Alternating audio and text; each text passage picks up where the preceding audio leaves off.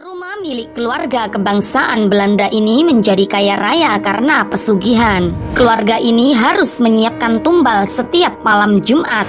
Sampai akhirnya, keluarga Belanda tersebut ingin berhenti menjalankan pesugihan dan tak ingin memberikan tumbal lagi. Sehingga mereka memutuskan meninggalkan rumah megah ini dengan menaiki sebuah kapal di laut dan akhirnya tenggelam. Tenggelamnya kapal ini dipercaya karena jin pesugihan kecewa sebab tidak diberi tumbal lagi.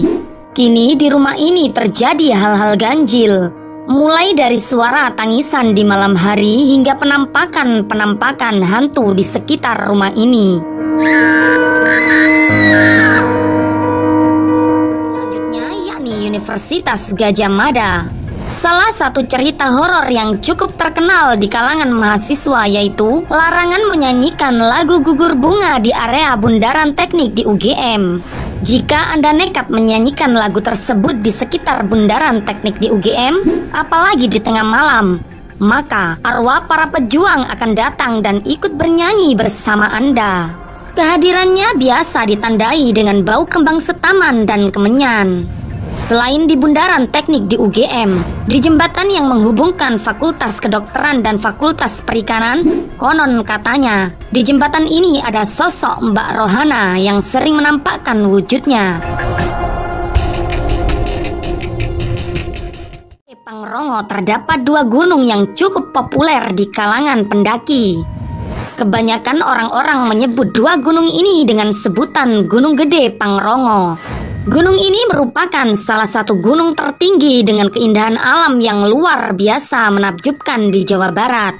Namun di balik itu semua, ternyata Gunung Gede Pangrongo menyimpan beberapa kisah horor yang pernah dialami para pendaki.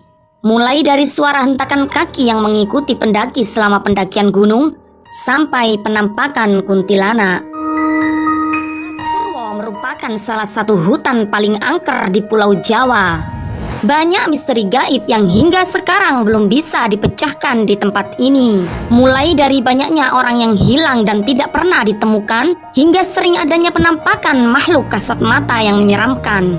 Alas Purwo juga sering dijadikan tempat bersemedi. Bahkan, konon katanya, Bapak Presiden pertama kita pernah terlihat bersemedi di tempat ini. Selain itu, di Alas Purwo juga sering dijadikan sebagai tempat untuk mencari pesugihan.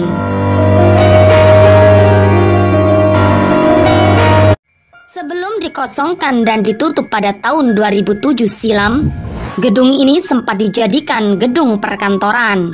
Banyak cerita yang beredar tentang perihal kenapa gedung bergaya Romawi kuno ini ditutup. Menurut salah satu cerita yang beredar, gedung 28 lantai ini memiliki bangunan yang miring, sehingga banyak perusahaan yang tidak mau menggunakan gedung ini.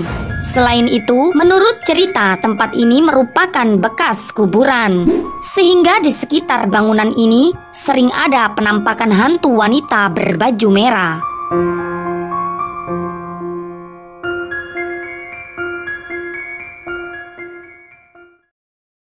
Goa Belanda dan Goa Jepang merupakan dua goa pada zaman penjajahan Belanda yang digunakan oleh pasukan Belanda sebagai tempat penyimpanan senjata. Selain itu, goa ini dijadikan tempat penyiksaan dan pembantaian oleh Belanda terhadap para pejuang kemerdekaan Indonesia. Dengan sejarah seperti itu, sudah dipastikan goa-goa ini pasti angker. Konon katanya, di tempat ini sangat dilarang berbuat yang tidak sopan dan mengucapkan kata lada. Sebab mengucapkan kata tersebut dianggap mencari gara-gara dengan penunggu goa-goa ini.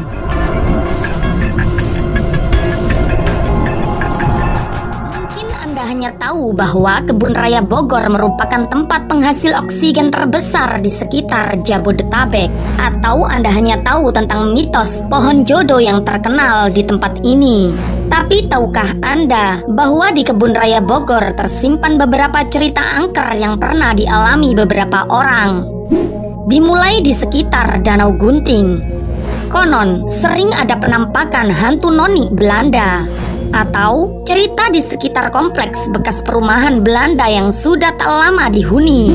Konon katanya, di sekitar tempat ini, hantu-hantu noni Belanda sering menampakkan wujudnya kepada pengunjung. Tempat angker di Indonesia yang satu ini mungkin banyak yang tahu, yakni Lawang Sewu yang terletak di kota Semarang.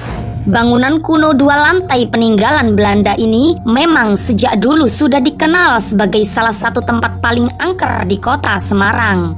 Tempat ini menjadi sangat populer, sehingga banyak orang yang penasaran dan melakukan uji nyali di tempat ini.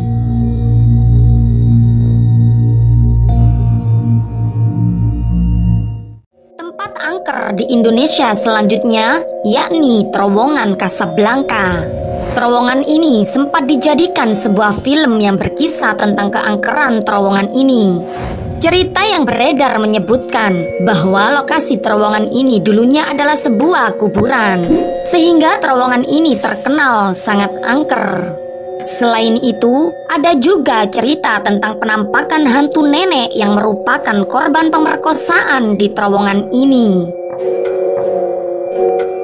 Lintasan kereta api di Bintaro ini terkenal sangat angker karena pada tanggal 19 Oktober 1987 terjadi kecelakaan kereta yang menyebabkan sekitar 150 penumpang meninggal dunia dan 300 penumpang mengalami luka-luka.